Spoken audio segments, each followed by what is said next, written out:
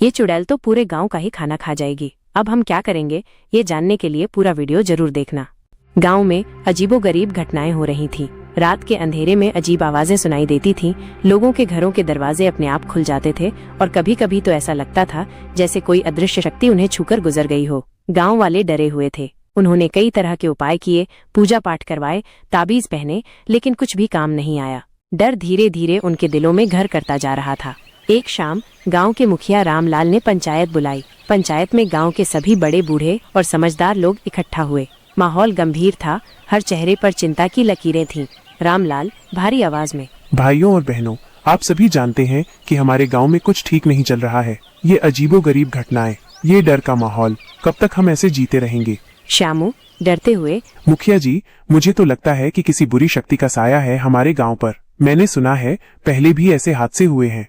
गंगिया शांत लेकिन दृढ़ आवाज में, श्यामू ठीक कह रहा है। ये किसी आम परेशानी की बात नहीं है। मुझे लगता है ये किसी चुड़ैल का काम है। गंगिया की बात सुनकर पंचायत में सन्नाटा छा गया। चुड़ैल का नाम सुनते ही लोगों के चेहरे पर डर और भी गहरा हो गया। मोहन उत्साह से, लेकिन दादी माँ, चुड़ैलें तो कहानियों में होती हैं, है ना? असलियत में थोड़ी। गंगिया मोहन को घूरते हुए, बेटा, यह दुनिया कहानियों से कहीं ज्यादा रहस्यमयी है। मैंने अपनी आंखों से ऐसे कई चीजें देखी हैं जिन पर तुम विश्वास भी नहीं करोगे। और मुझे लगता है हमारे गांव पर जिस चुड़ैल का साया है वो बहुत शक्तिशाली है। रामलाल सोचते हुए, अगर ये सच है तो हम क्या कर सकते हैं? चुड़ैल से कौन मुकाबला कर सकता है? तभी गंगिया ने एक अजीबोगरीब सुझाव दिया। गंगिया, देखो, चुड़ैलें अक्सर अकेली और भूखी होती हैं। क्यों न हम उसे दावत पर बुलाएं? गंगिया की बात सुनकर पंचायत में हलचल मच गई। लोग एक दूसरे का मुंह देखने लगे। यह कैसा सुझाव था? चुड़ैल को दावत पर बुलाना, क्या ये पागलपन नहीं था? श्यामू घबराते हुए, दादी माँ, यह आप क्या कह रही हैं? चुड़ैल को दावत पर बुलाना? वह तो हमें खा जाएगी। गंगिया, शांत हो श्यामू, मेरी बात सुनो। हर बुराई की कोई कमजोरी होती है। चुड़ैलें अक्सर सम्मान और आतिथ्य की भूखी होती हैं।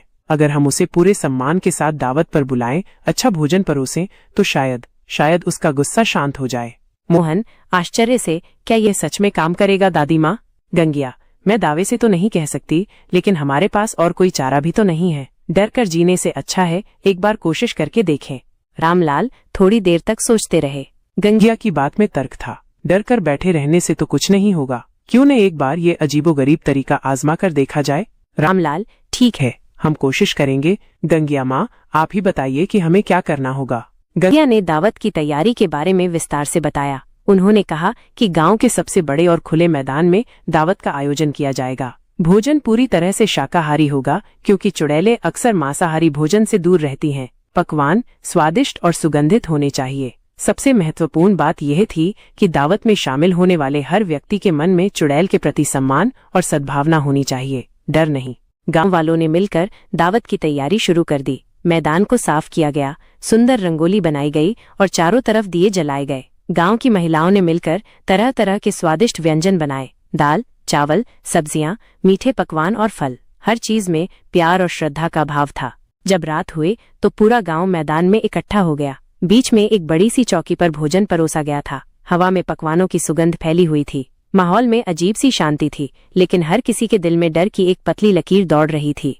रामलाल चौकी के पास खड़े होकर हाथ जोड़कर बोले, हे महान शक्ति, अगर आप हम तक पहुंच सकती हैं तो हम आपको पूरे सम्मान के साथ इस दावत पर आमंत्रित करते हैं। हमारे पास जो कुछ भी है वो हम आपको अर्पित करते हैं। कृपया हमारे गांव को शांति और सुरक्षा प्रदान करें।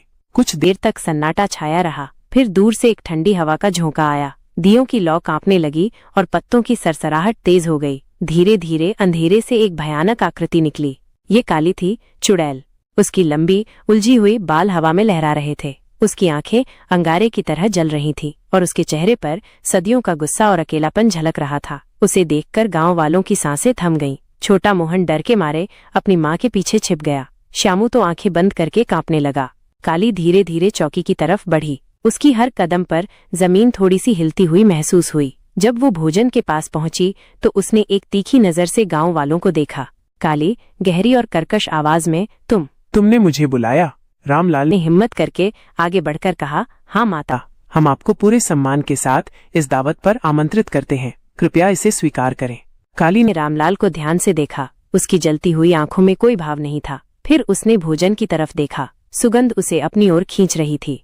धीरे धीरे काली ने भोजन करना शुरू कर दिया। उसने बड़े ध्यान से हर व्यंजन को चखा। उसके चेहरे पर कोई भाव नहीं था, लेकिन ऐसा लग रहा था जैसे वो सदियों के बाद कुछ खा रही हो। गांव वाले दूर खड़े होकर उसे देख रहे थे।